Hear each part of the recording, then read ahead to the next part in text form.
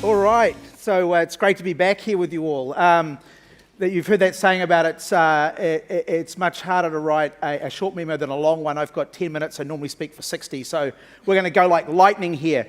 I've spent most of my life in startups, building companies, selling them to big companies, escaping the big companies, and it's fascinating to sit on the other side of the fence and look at big companies and medium-sized companies and people in startups, and they read everything going on out there, and they read Fast Company, and they scour Medium, and they read their Twitter posts, and they link to articles in Fortune, and they get trapped in this incredible language that we create to what happens inside the companies around us. And we hear about the need for leadership and change. It takes time, and you've got to fail fast, and we're going to Uber that app, and we're going to do all these incredible things. And largely, it's all bullshit. Largely, it's a big con, because we love to self-promote. So we create these frames, we create language to describe what's happening, and the language is largely inaccurate and doesn't help us.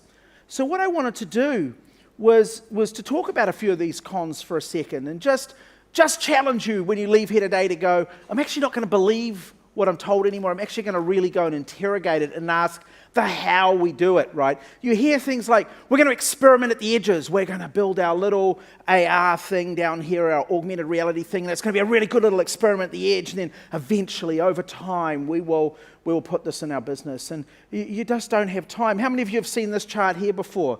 I actually can't see any of you, but a few of you put your hand up. Thank you for down the front here. It's bullshit, right? This was invented in about 1980 to describe what happened when selling printers, when printers were invented.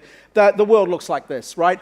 And you have no time. You have no time. You have to, whatever you think you need to do it with such urgency. Such urgency. If you look at Xero and the growth of Xero as a business I've been involved in for over 10 years now, it took us 4 years to get 50,000 customers, and now it takes us months to add 50,000 customers. I'd hate to be a competitor of Xero. How many of you own a speaker from Bose, Sonos, Logitech, JBL, Jawbone, Sony, major speaker brands, right? You've all got one. And you can imagine working for Bose where you've got German audio engineers on your side, for God's sake. I mean, and you're busy sitting there, and life's good in 2014, and you've got 30% of the market, and you're planning your attendance at the Milan Speaker Trade Show Conference and doing deals with, Adele or whoever to promote your speakers, and then you're sitting with your management team, and who's our big competitors? Oh, I'm worried about what those crazy Sony guys could be doing, and those Logitech people, they're pretty innovative. And then, bam, Amazon destroys you overnight. In 1 year becomes the leading speaker manufacturer in the world. Amazon.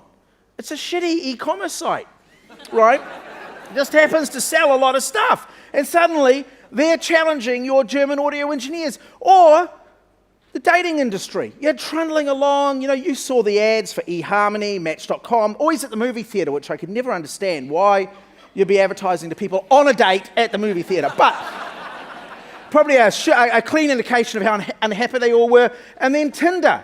Months it took Tinder. How many of you are on Tinder? Oh, I normally get someone to put their hand up. But it was months for them to destroy a multi-decade industry. Or some of you,